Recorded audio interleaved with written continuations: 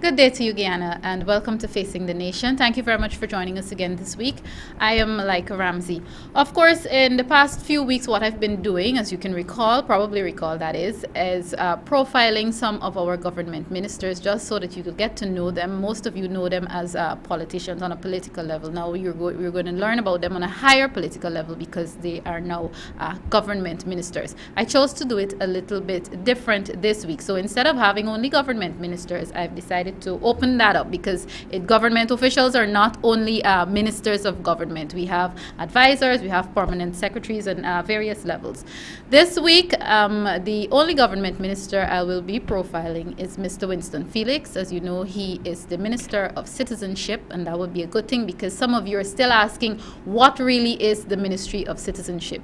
I'm expecting him a little later on in the program to tell you about that and also his plans for a new ministry. But right now, at this present time, I am happy to introduce to you for the first time on this particular program, Mr. Aubrey Norton. Of course, as you know, Mr. Norton is a long-standing member of the People's National Congress. Of course, that was before it became the reform.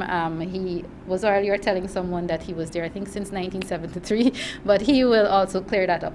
He is, however, not on this program today in his capacity as member, of course, former General Secretary of the People's National Congress. He is here in his capacity as Presidential Advisor on Youth Empowerment. And it's really great to have him because we still have some people being concerned about what's really happening with our youth in terms of government levels. So Mr. Norton is here to tell you all about that. His role as Presidential Advisor on Youth Empowerment and, of course, his plans as we go forward. Welcome, Mr. Norton. Thanks for having me. All right. Great to have you. First off, I'm going to begin by throwing this out there. The fact is, sir, we still have some young people, the ordinary young people on the ground, who are concerned that they haven't seen much of the youth faces in government or at the highest, almost the highest level of government. What's happening with that? As youth empowerment advisor to the president, can you explain? Well, first of all, there are two concerns that I recognize. People are saying there's no Ministry of Youth. And the concern you raise, as it relates to the question of a Ministry of Youth, the youth issue falls under the Ministry of Education. And what is important is the performance of the functions to achieve the objectives that youth want to achieve. And I can say that that is maintained, though there is no specific ministry name, the Ministry of Youth. I thought also that if one looks at what the president said at the inauguration and before, you will see that he has an interest in focusing on youth. In this regard, I have been asked to be the presidential advisor on youth with a clear mandate to empower youth. Okay. And really the fundamental function that should be served is this question of the empowerment of youth. Empowering youth will demand that, first of all, there are levels you can empower youth at. You can empower youth educationally, which would be one function. You can empower youth economically, which is also necessary. So that the question of youth empowerment is a critical question, and therefore we have to put in place the mechanisms to empower youth. And the third level is the political level, where youths are empowered to be involved in the political process at the community level, the regional level, and at the national level. And I believe those are being pursued. Okay, I'd first like to begin with empowering them at the political level. Unfortunately, we're in a society, in an environment where sometimes when you go to youth and you say, well, you know, you should get involved with whether it be the PNC, the APNU, whatever political youth group, they may tell you something like, what's in it for me? What politicians going to give me? At the end of the day, I still got to put food on the table. How do we work with that? Well, first of all, one has to see this question of empowerment at the political level as preparing young people to understand their role in society, and then creating the institutional framework for young people to be involved in decision making. The first thing that is in it for them is that they will inform and influence decisions about themselves. One has to end the situation where people are always making decisions for youths. Young people have got to be trained and be well equipped to be involved in the political process at different levels so that they can make decisions for themselves. And it is in this context that we will pursue youth empowerment. Sir, as a presidential advisor on youth empowerment, is Aubrey Norton willing to take, whether it be one youth or a group of youths, under his wing and have them understudy him? Because sometimes we observe that has been a problem, both what we would have in the past called political giants, whether it would have been the PNCR or now the coalition, or whether it would have been the PPP. We see the problem whereby enough young persons have not been able to understudy our seniors, our leaders. Well, the answer to the question is yes, but more than that, it's a process. If one looks at the 70s and 80s, there used to be a lot of training programs and there was a lot of youth involvement. Then we had a hiatus. Now, what is intended is to reactivate that kind of activities, ensure that there are youth clubs across the country, ensure that the youth is trained and equipped to be involved in decision making, and then begin the process of integrating youth into the decision-making process. And in this regard, I think we will look at the question of legislation. There are some countries in which it is stated that, say at the local level, in Guyana's case, the NDC, 10% can be young people. The region, you can say another 10% can be young people. We look at the modalities and then arrive at some conclusions as to what we do. But in this process, the aim is to consult with youth. The most immediate task, as I see it, is to finalize a youth policy. You cannot talk about empowering people, etc., without involving young people in the formulation of a youth policy.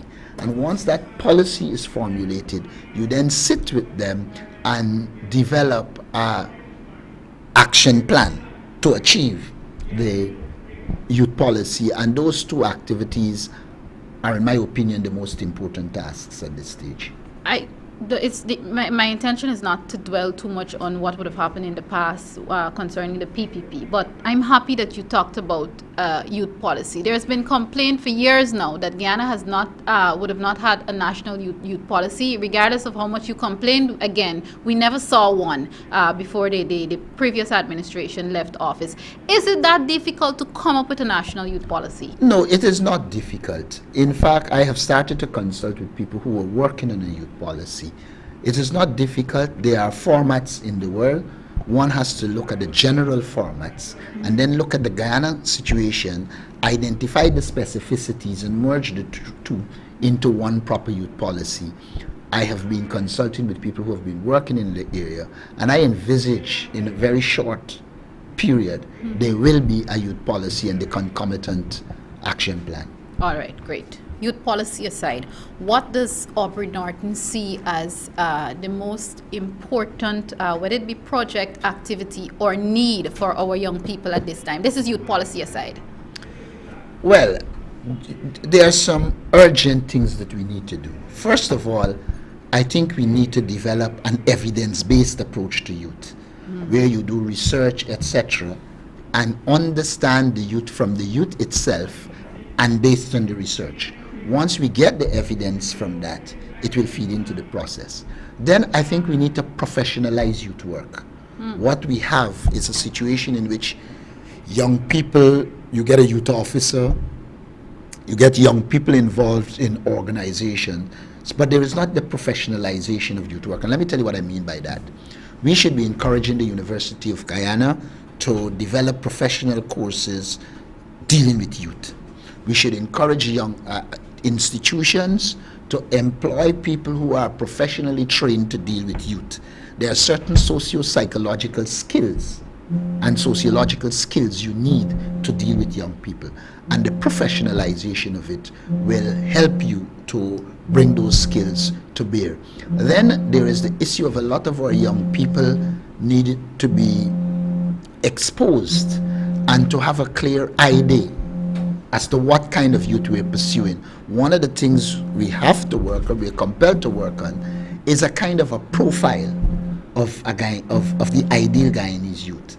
Some work has been done on that and will continue, because one has to give young people or work with young people to arrive at what are their ideals and then structure it so that they can achieve those ideals and empower youth. But I must say to you, it has to be bottom up rather than top down. Has the previous, I mean, from what I know, you've not been long in office, but from what you've seen, has the previous administration left anything at all that you can either probably piggyback on or take and make better? I would say some work has been done. What has happened, however, it's all over the place. The thing is to bring them together and to synthesize them, to consult with young people, have a view, the view of the young people, and then in very short measure, bring one policy document. But the youth itself in the country has been pursuing this question of youth policy. You can find a number of groups that have ideas. The thing is to bring those ideas together, coordinate them, and end up with a youth policy. Critical also, sometimes we put youth into age, but youth is more than age. Youth is one of the most cross-sectoral phenomenon you can find. Education will impact youth. Economy will impact youth. The health system will impact youth. So the concept that has to be developed here is a kind of an interagency approach to youth that seeks to empower youth and place youth at the point where they can take off. The whole concept of empowerment of youth is the concept of creating the framework within which you create the opportunities for young people to be able to do better in life. And it is that will be pursued. All right. Earlier you talked about empowering youth politically, economically, and of course in terms of education. How do we empower them economically? What are some of the ideas that you have going forward for that? Well, there are a lot of ideas out there, but one has to develop a structured approach. There are basically two main ways you can empower young people economically. One is by giving them a good education so that they become marketable and get high salaries for the job. The other is to expose them to entrepreneurial activities. And it is in that area that we have to develop some clear programs and projects so that the conditions can be created so that young people can access resources, become involved in business, become entrepreneurs, and contribute to the economic empowerment of themselves. All right. There is an argument, I don't know how much of social media you absorb or you get time to actually focus on, but there is also this argument, in fact, that we've been talking about. Yes, we have not seen the youth. You've already explained that already. We have not seen much of the youth at the highest level of government. But there's also an argument that in 5 years, people are saying things like young people shouldn't wait their turn. In 5 years, persons who are young now may not be considered young in 5 years. Would you like to weigh in on that comment? First of all, the question of determining the youth age has always been a problem. First, some countries say 14 to 29, some 14 to 30. I like 14 to 35 because there are phases of the youth. In my own experience, at age 28, I addressed the United Nations, was given the opportunity to do that. And at various points, I was given the opportunity. But by the time you are a matured youth, one of the things happens is if you leave it to 30, by the time the person get the experience at 30 and then 31, they are now moving out of the youth realm and they are going back to the bottom of the structure. To me, one has to have a situation where young people can pick up a lot of experience between, say, age 14 to 30. And the 30 to 35 range is where you seek to transfer them into the adult structure, position them so that they don't necessarily start from the bottom. There are two great dilemmas for young people. One of them is starting at the bottom, and two, the question of when you are a young person and a bank asks you for a house, etc., you don't have it. So one of the issues that we have got to look at is the question of alternative forms of collateral for young people, which will be a serious challenge, but I think it's a challenge that has to be undertaken. So, apart from being presidential advisor on youth empowerment, you will definitely be working along with other sectors and other ministries to, in a sense, propel youth into at least to their greatest potential. I envisage that there will have to be that kind of interagency cooperation, and if the youth is to progress. So I would say yes to that. All right, viewers, if you're now joining us, of course, this is Facing the Nation. I'm chatting with Presidential Advisor on Youth Empowerment, Mr. Aubrey Norton. Coming up a little later on in the program, I'll be chatting with the Minister of Citizenship. Of course, as I mentioned earlier, that's basically a new ministry, so he'll be telling you all about his work and his plans going forward for that ministry. As I continue with you, Mr. Norton, you just a few moments ago, you talked about at the age of 28 what you were doing, basically big things. Again, some may argue too that in the Burnham era, the youths were given a bigger, a better, a greater chance. What's different now? I think a number of things would have happened. You had a reduction, or let me start from it. When I was coming up, at school we had organizations. When you left school, the community had organizations. So, very early, you were involved in organizations. I was at Bagotville, and when I asked young people around this country which youth organization they are in, they're basically not in any. So the first task really is to put back those youth organizations in place and ensure they become a training ground so that young people can develop organizational skills at a very tender age. And that will do a number of things for them, make them responsible, encourage them to be reliable, and therefore they will develop the attributes that are required to be young leaders. And that is why I believe there has to be significant focus on leadership training, inclusive of management, so young people at the very tender age start to recognize that life is more than fun, that it's a serious event, and that you need to develop the required skills. So the first point I want to make, there was that base years ago. That base has been eroded, and we have now got to rebuild it. The second thing is, I think the education system plays a role. And to the extent that the education system isn't doing as well as it used to do in the 70s, you're not producing the kind of youth you produced in the 70s. So again, I did say it's an interagency matter. The education system has got to chip in, and that is why I like the idea of youth under education or in collaboration with education, because once the education system is doing its work, then you will chip in. For instance, presently I believe to develop young people we have to do literacy work. In our day that wasn't a big issue. Today it is.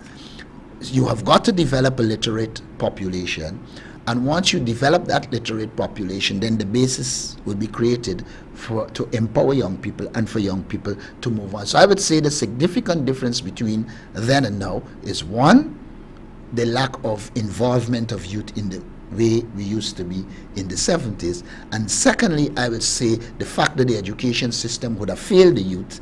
They have not developed all the required skills that are necessary to advance as youth leaders. Mind you, I'm not saying there is no youth that has developed. Every system produces one or two or three very good young people. I'm interacting with some bright young people, but we're talking about across the board. Across the board, the system needs to generate more young people with the abilities and capability to do the things we're talking about. That directly brings me to a point that you also mentioned already, this notion of leadership. Now, should there be special leadership programs, or should leadership, in a sense, be incorporated into the everyday 9 to 5, I think it's 9 to 3 school hours? You need to deal with leadership at a number of levels. In the school system, look, when we were going to school, a prefect was a leader. And a prefect was chosen based on certain abilities, etc., and had the opportunity. So I do believe that there's a role for the school, but as it relates to youth, there are some proposals I'm going to make, which I don't want to discuss here, and significant to those proposals are things like leadership training.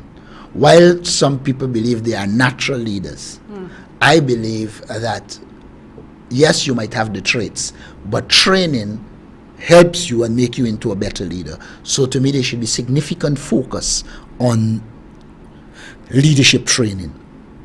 The next thing I think there should be significant focus on is involvement in organization. I am a strong believer that people who are involved in organizations, particularly youth organizations, tend to do better because they develop people's skills. And as they develop people's skills, they learn to manage, etc. Life is a big project about management. It is managing yourself, managing organization, managing communities. And therefore, we have to interweave into the fabric of the training the required management skills. All right, sir. As I have to prepare to wrap up my conversation with you. Two things. First off, and I'm going to ask both at the same time. First off, is there a timeline, a deadline, a time that you would put, or a date that you would put that, Guyana can possibly see a sort of turnaround for the youth in our nation, because we know that they're in a terrible state. And in addition to that, Guyana already knows Aubrey Norton, the politician, Aubrey Norton, the PNCR, APNU veteran, the fighter for rights and all of that. But what can Guyana expect from Aubrey Norton, the presidential advisor on youth empowerment in 2015 going forward? Probably the thing I would expect Guyana to expect is that I will be involved in a lot of training and impart whatever little knowledge I have to young people. I also want to be involved in a mentoring scheme, because I do believe we need to mentor our youth. I can tell you, as a young man, when I joined politics, you look forward to the days when you met with Forbes Burnham and you discuss, and he told you where you think you're wrong, where you think you're right, that kind of activity. I would like to see that, and I think it should be done. As it relates to a timeline, I don't want to fix a timeline. I want to say this, that once a youth policy and the plan is in place, I will do everything to ensure that within this term of the APNU+AFC government, we see a turnaround in youth and some amount of youth empowerment. Okay, thank you very much, sir. It has been a pleasure having you. Of course, viewers, Thanks for this having is me. Facing the Nation. You're welcome, sir. This is Facing the Nation, and I was chatting with Mr. Aubrey Norton, Presidential Advisor on Youth Empowerment. Of course, you can look forward to great things coming from the youth, and of course, he did say a lot. He did say a lot, and the youth can expect a whole lot going forward. And of course, let me just remind you that the APNU+AFC government definitely has the youth at heart. So now I'll turn my attention to the Minister of Citizenship, Mr. Winston Felix, who has already been in studio for a while, and I know it will be your pleasure to hear from Mr. Felix this afternoon, because the Ministry of Citizenship is basically a new ministry. Every time we hear about Mr. Felix, we think security, we think the Guyana Police Force. I mean, some people even go as far as to think the Army, because Mr. Felix is the former Commissioner of Police. But of course, today he's here on a different capacity. Basically, I'm going to call this my conversation with Mr. Felix a teaching one, because I will also be learning, because again, we still want to know what is the Ministry of Citizenship. So it is my pleasure at this time to welcome, and at the same time to publicly congratulate you, Mr. Winston Felix, on of course your new post. Welcome, sir. Thank you very much, Malika. It's always a pleasure to appear on your program. And if I'm to start off from the question you just posed, what is the Ministry of Citizenship? The Ministry of Citizenship is a new ministry, but the work of that ministry has been done in the past and to some extent until now, that we're transitioning, by the Ministry of Home Affairs. There are two aspects to citizenship, or three. There's one, your birth certificate, 2, your passport, and 3, the laws of Guyana, the Constitution and the Citizenship Act, Chapter 14, colon, I think, 01. There you will find the circumstances under which a person may be granted citizenship of this country. And once you read it, one thing will strike you, that there is no set criteria which would allow a person, let's say in the laws it talks about an alien, and let's say a foreigner who desires to have citizenship of Guyana. There is no set criteria. Everything is left to the discretion of the minister. And the minister's decision is final and cannot even be questioned by the courts. The other aspect is, because of the disparate nature of the various activities involving citizenship, we need to bring these activities together. We need to regulate them, formalize and streamline them, so that it would be easier for citizens to access these services. And information can be put out, probably on a website, about what are the requirements for citizenship in Guyana under what we expect will be revised. The question, because of course, government has faced, well, I wouldn't say faced, but government has in a sense received some criticisms. Was it necessary at this point to, I mean, again, you're not in His Excellency's head, so you can't speak for him at this point, but the criticism is that really and truly, why was it necessary at this point to move those activities from under the ministry in which it existed before? Because we want to streamline the activities and we want to bring them sharply under focus to ensure that there are proper systems in place for the granting of citizenship, for the granting of issuing of passports, Guyana passports. We know that at the last 2 elections, there have been serious criticisms of those who were charged with granting citizenship. We know that. We heard them. I don't have to repeat them here. But we know about persons who were granted citizenship just to satisfy a certain situation, allegedly, right? So it is important. And if you read the Citizenship Act, you will see the need to focus on citizenship in a manner which would ensure that the process is transparent, the process is open to accountable mechanisms.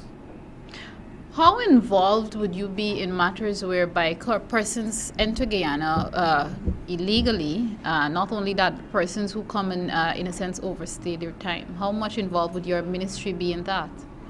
Well, it is central to the ministry's operation. Because persons who enter the country and have a time to stay, they are expected to leave at the expiration of that period. If they do not leave, then they would need to apply for an extension of their stay. Now, these are issues which we have to formalize. Should it be the ministry taking on that responsibility, or should the ministry delegate that responsibility to the immigration?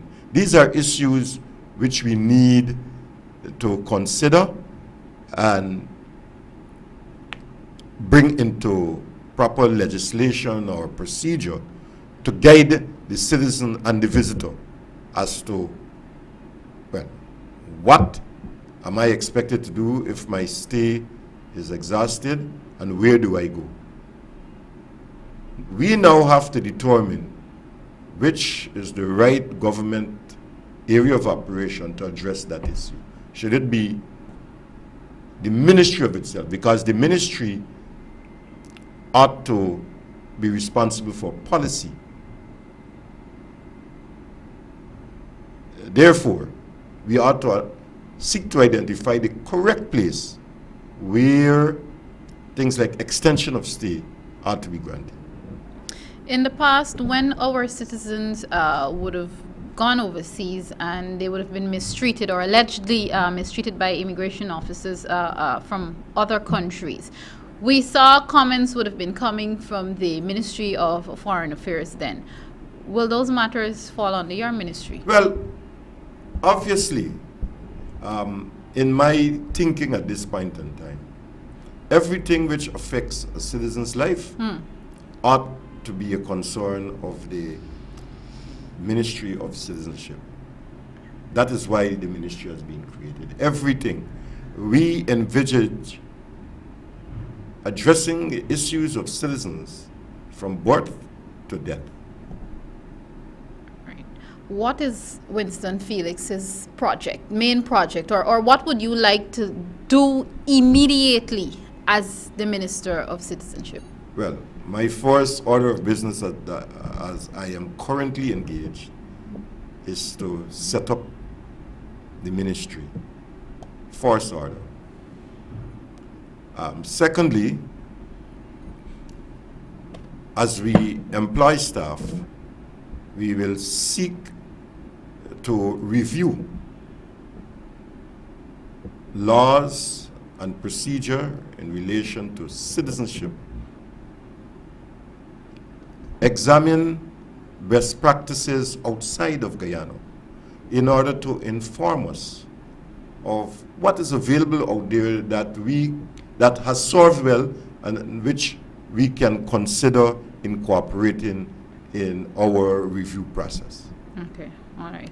Viewers, what I'm going to do now, as I'm chatting with Mr. Felix, I'm going to give you a treat. I know you've been complaining that I haven't opened up the phone lines, and I know I'm putting Mr. Felix in the hot seat right now today. And the reason that I'm doing that is because it is a new ministry, like I said. You may have concerns and questions that I haven't thought about or I haven't raised. So my treat to you today, I'll open up the phone line so you can call and pose your questions to Mr. Felix regarding his new ministry, the Ministry of Citizenship, and any other matter that he can possibly answer at this time. So please don't, all sectors are important to me. All sectors are important to this program, but please don't call at this time and ask about housing and health. Try not to ask those questions, please. Not that he can't answer them, but I prefer Mr. Felix just to focus on his sector today. So again, that's my treat to you. You know the rules. Turn the volumes of your television sets down. Be brief, be respectful, and of course, no name calling, no insulting of any government and of course, in this case, any opposition official. So the phone lines are now open. Caller, good day to you. Good day to you, Malika, and to Yes. Minister Felix. Yes. Citizenship, how are you going to deal with our race relations?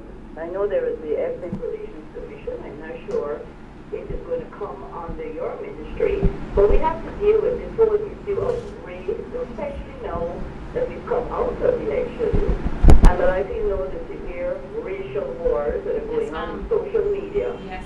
Is it going to come under your ministry? Are you going to absorb the ERC if it does? And how do you want to deal with race as it relates to our citizens?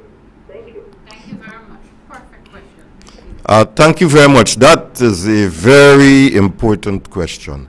But let me answer the last point you made first.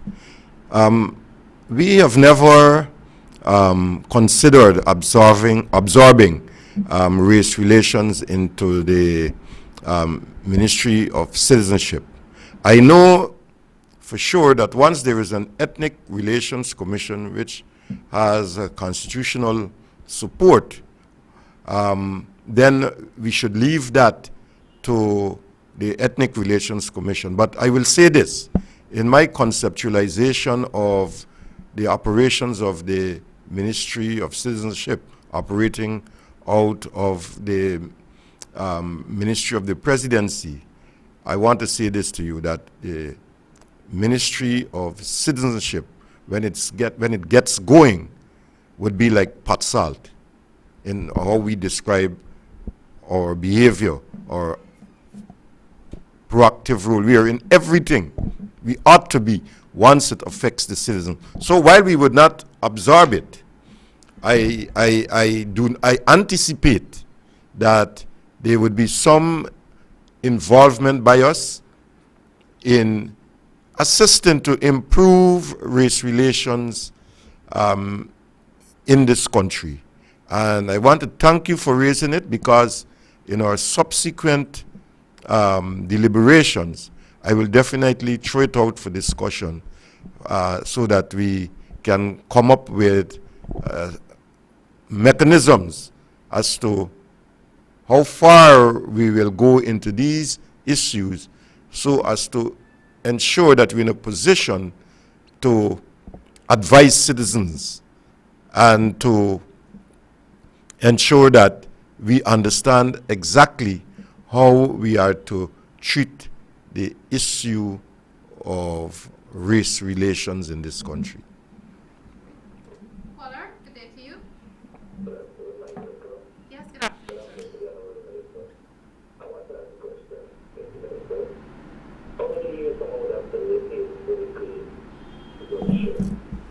How many? How many? How many years before they claim citizenship?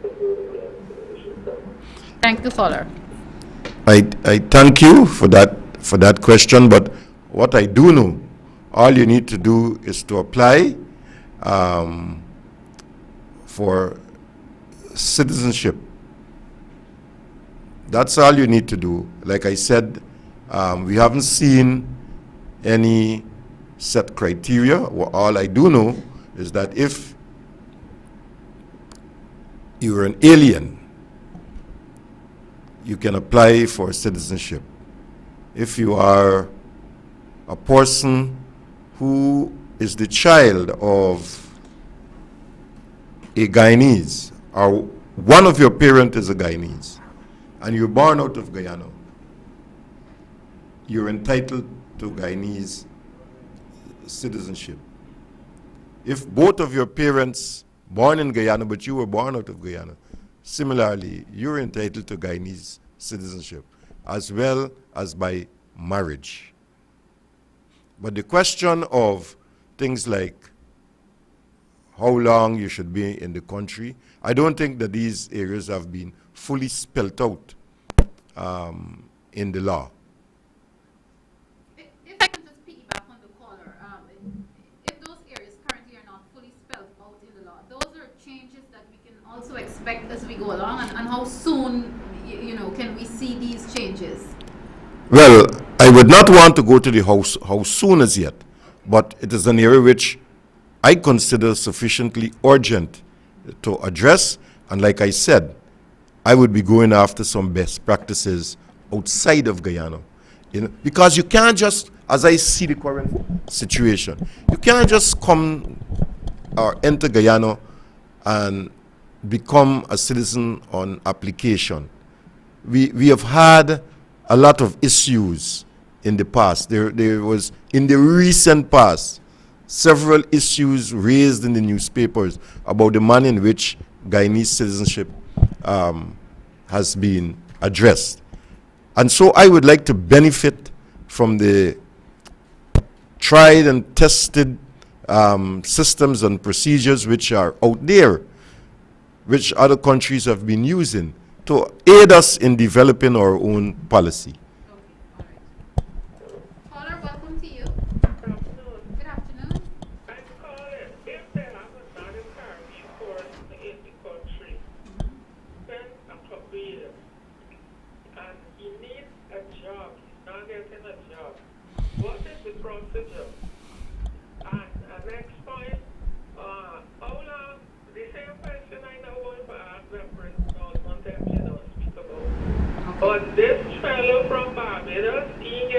job since he called me because he wants to know what is the procedure to get a work permit.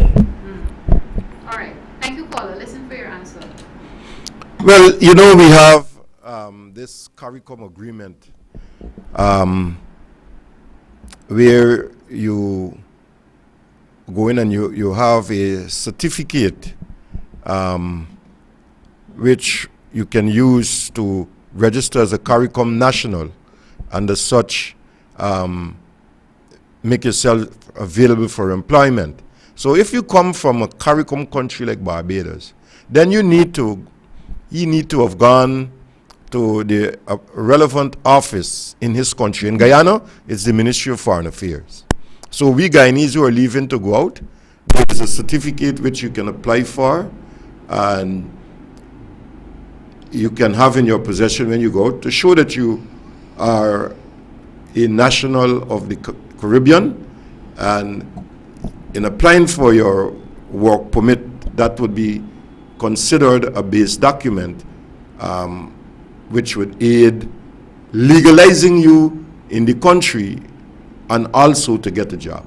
So if that citizen of Barbados is here and he can't get a job, probably he has to retrace his steps and get his documentation in order before he returns to Guyana.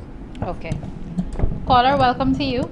Thank you, Malika. Yes. Good day to you, Minister Felix. Good day. Good day I'm to happy you. that you have said that you will be looking at best practices, because I understand that there are people who come to Guyana and within a year they can become a citizen and so forth. Yes. I mean, you go to America, you have to become permanent first, and then you have yeah. to go through a lot of changes. Years. Before you can become a citizen, you have to know about the history Mhm. and all of that. I'm hoping that you will be looking at best practices facing the big countries, the ABC countries and so forth, put in place. I think that would suit us very well. What do you think? I am of your view, and that is why I would like to broaden my scope of research to see what is out there as we develop policy moving forward. Mr. Felix, this is no pressure. Again, I'm piggybacking on some of these callers because as they call in, you know, a lot of ideas. And again, as I did say before I opened the phone lines, that they're coming with things that I haven't even thought about. With all of these things coming in and all of the streamlining that has to be done, how soon can we really see this ministry up and running and moving forward? Of course, it wouldn't be on the same level at the same pace as the other ministries, but how soon can we see this ministry really up and running? It is difficult to give a time span. I would have liked it to happen yesterday, but I am now looking at recruitment of staff, and I'm sure that in a relatively short period of time, we will be up and running. But we're not going to be up and running without understanding the two systems we have to take over, the immigration system, the registrar system. Okay. We have to do both. I envisage that very soon, Okay. very, very soon. My office will be located in New Garden Street. And as we grow, we will grow out to a larger a building on our own. But at this point in time, we will have to develop in New Garden Street and eventually remove from there as we get larger. And viewers, when he says New Garden Street, he means the Ministry of the Presidency. As you know, it's no longer going to be officially titled Office of the President, but it's Ministry of the Presidency. Caller, good day to you. Good afternoon. Good afternoon. Mr. Felix. The criteria for a citizenship in the current country is 7 years. You have to be 7 years. 7 years, Yes, about 10 years. If you enter the country now within a 6-month stay, apply for a permit, then you may get a temporary residence for 3 years. And then the 2 years, at 6 months, you can apply for citizenship. That's in the Caribbean country. For me, I'm a Guyanese, but I'm organization in Ontario. Okay. And one thing is, if I'm a Guyanese and I'm also a Nigerian or somebody else, 3 months they can apply and get the passport to Guyana. That's if you're married to someone else, someone... Yes, yeah. If I'm married to a Nigerian or somebody else, that's what the case may be. Yes. 3 months they can apply a Guyana passport. They're eligible for a passport from Guyana. That happens in... That happens In the country, all the Caribbean countries. Yeah, but the criteria is 7 years for citizenship. They have to be 7 years. Okay. That's a very important. The law, we can deport you. Another thing is that in 2002, we should begin to have, like, if I go to Antigua, I have to travel with 2,000 EC, and somebody has to collect me. Sponsor me. But no, they got 6 months stay. After 6 months, they got to leave the country. Okay. All right, In cool. circumstances, that's the reason the Minister of Felix actually is all the immigration department. Yeah, well, I think... Because back there, they look for you, but we don't look for you. Have a good day.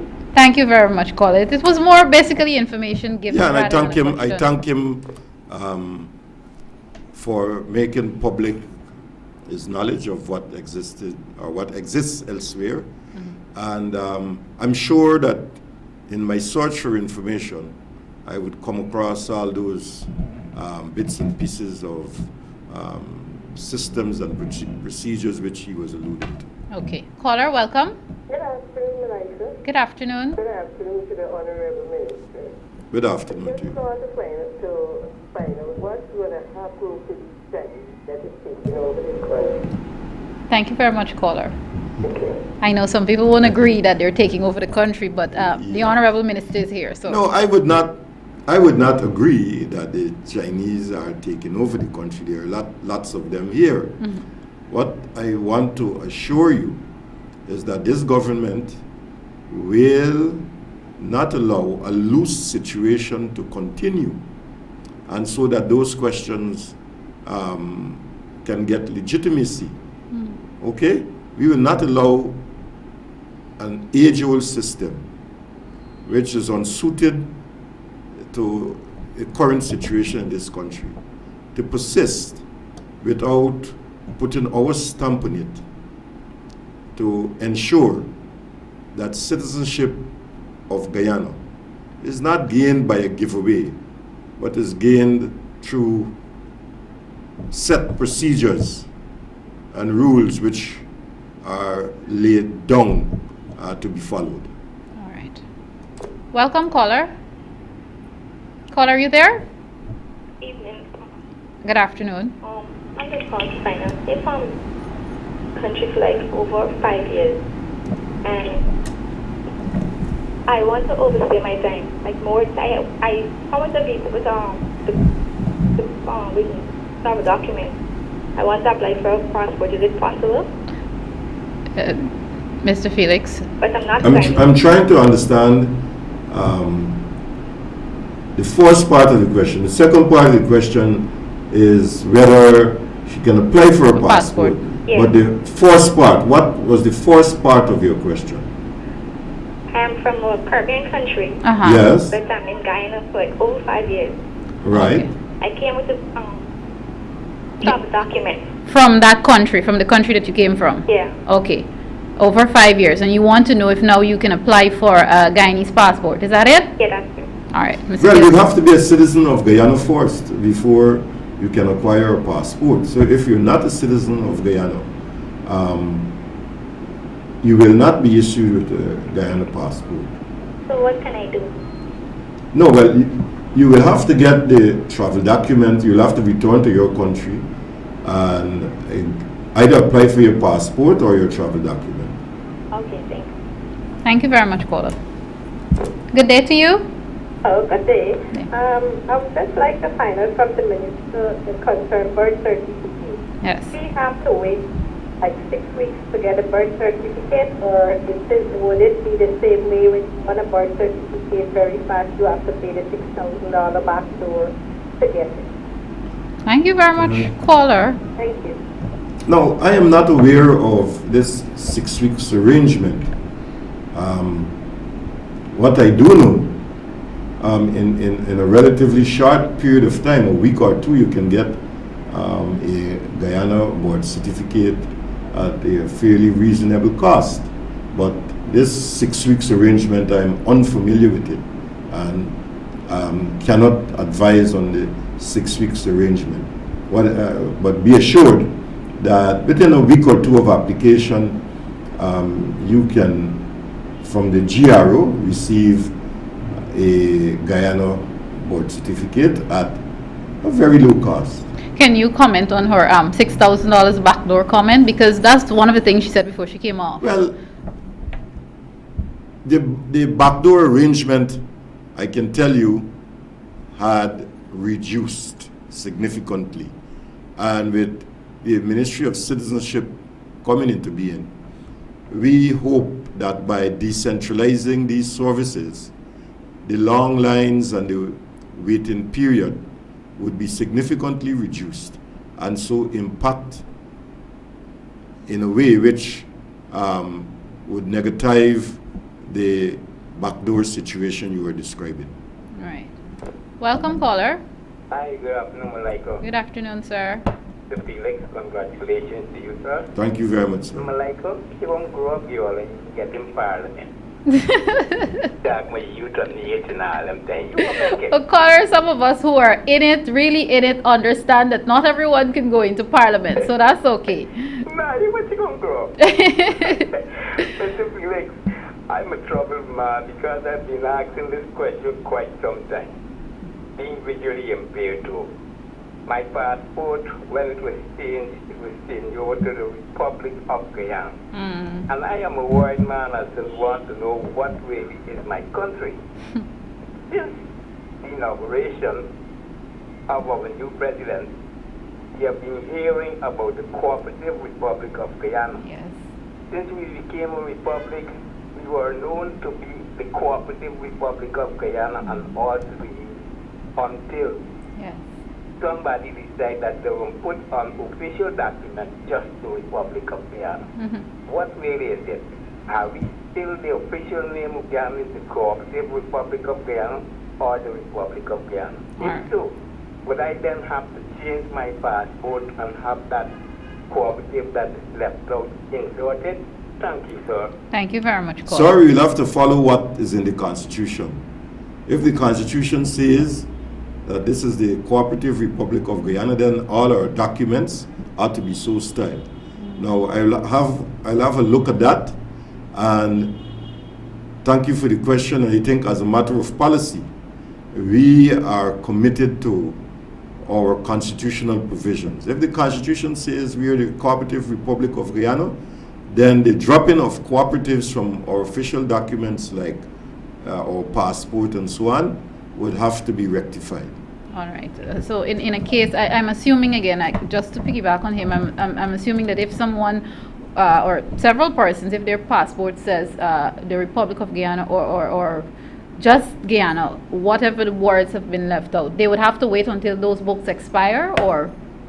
Well, as the books are right now, there is just an omission of the correct naming of the country from which the passport is issued, right? There's nothing legally wrong with the document. Okay. What I am saying is that in the formulation of policy, eventually, whatever the Constitution states as the correct name of this country, that is the name which will have to go on our passports. Okay. Caller, good day to you. Good day to you, Malika. I have known a guy in this country, got a house that's in the immigration officer from Barbados. Now, he went all around to get his papers, right? Yes. To stay in this country. As the immigration officer, he left the immigration and started follow construction in Barbados. Yeah. It was a intention murder girl, and the girl get around. He buy a house. So you want to get his citizenship and his CARICOM status in Guyana. What you have to do? Thank you, caller. Minister Felix. Apparently, the person came to Guyana as an immigration officer from another country. Basically, now, what does he have to do to get his status? Because he's not Guyanese, he's been living here for a while. No, well, he ought to have regularized his stay. If he has, let's say, 14 days, if he has been granted 7 or 14 days, if he wants to extend that stay, as the arrangement currently is, I think you go to Home Affairs and some such thing, and you apply for an extension of stay. Somewhere you have to go, whether it's immigration or Home Affairs, you go and you have your stay extended. Okay. That is the correct procedure. In the United States, you arrive there having gotten your visa from here, right? You have your visitor's visa. They grant you 6 months off the bat, straight. And when that 6 months has expired, you leave before it expires. Otherwise, you go down on the records as overstaying your time. If you need that extension, I think there is a facility available to you to go into the Immigration and Naturalization Service and have your stay regularized if you want to go beyond 6 months. And it's the same thing here. Okay, all right. Viewers, we're coming down to wrap up time, to close up time. But what I'll do is take 2 quick calls, then Mr. Felix will respond, and then we'll have to go. Caller, welcome to you. Are you there, caller? Yes, good afternoon. Yes, good afternoon. I'm calling down to Minister. You have to speak up a bit for me. You're sounding distorted. Minister, about when foreigners come to Guyana, right? They would like to work. They don't know work, but after spending some time. But they'll be issued with a work permit, but they have to apply for it. Oh, okay. And if they do come and work illegally, yes. But immigration is going after them, like how they go after guys, Barbados, and other countries. All right. Thank you, caller. Final call now. Welcome, caller. You there? Hi, good afternoon. Yes, good afternoon. Yes, I lately applied for a birth certificate for a newborn child. When I do apply at the post office, they say it takes 2 to 3 weeks. It's about 5 weeks now, and I'm getting no sign of no birth certificate. That's one. Number 2, I would like for you to invite the Minister of Education on the program. Thank you. Yes, you are welcome. 2 things, caller. You said newborn. And we had, a few weeks ago, we had the minister within the Ministry of Education here. I will try my very best again to get the Minister of Education. But I can guarantee you, he will almost say some of the same things that she said, because of course it's one ministry and they both work together. But I will try my best once I've completed the ministers that you have not seen on the program. Mr. Felix. Now, the last question I think about the newborn. About the newborn child. It takes, after the child is born and is recorded in the hospital records, that information has to be transmitted to GRO. And thereafter, the proper birth certificate would be issued. What is the current position in this case? I'm not sure, but I'm quite certain that by now the records ought to have been with the GRO. So you advise to check with GRO to ascertain whether or not they're in a position to issue the birth certificate, which brings me to another issue where these records can be digitized so that you don't have to wait for records to be transmitted, but as the child is born, the information can be stored and transmitted to GRO, and they can use that to issue a board certificate. And then there was another question. The first question about if we'll be going after citizens who come to Guyana and overstay the time the way they go after us in the Caribbean countries. And the person at the same time asked about what is the process to get a work permit when you come to Guyana, from another country, of course. Well, the work permit is applied for at the Ministry of Home Affairs. The question of going after persons who are in Guyana illegally, that is a matter which would engage the review which I would undertake to do of the citizenship arrangements in Guyana, because we ought to, our immigration service ought to have records of those who enter Guyana legally, their departure, and whether in fact, given the period of stay that they were granted on entry, whether they have gone out of the country or they still remain in the country. And those are areas which we will have to regularize and review it in a manner which would enable us to go after illegal aliens in this country. Thank you very much, Mr. Winston Felix. Viewers, unfortunately, the time has come for me to put a wrap on today's program. I'd like to thank you very much for tuning in. Thank you very much to all the callers, those who called, and the ones who are still trying to get through. I can't take any more. Our time for today is up. Thank you very much, Mr. Winston Felix. Of course, he is the Minister of Citizenship, and you can look forward to great things coming from Mr. Felix in that ministry as the ministry is streamlined and they start working toward achieving certain goals, certain objectives. I'd also like to take this opportunity to once again thank Mr. Aubrey Norton. As you know, Aubrey Norton is the Presidential Advisor on Youth Empowerment, who was here earlier, and he also outlined some of the things that he's going to be doing for the youth of our nation. I am Malika Ramsey. Thank you very much for tuning in. Be good Guyanese citizens. Take care of yourselves and take care of each other. And of course, join me again next time. Goodbye.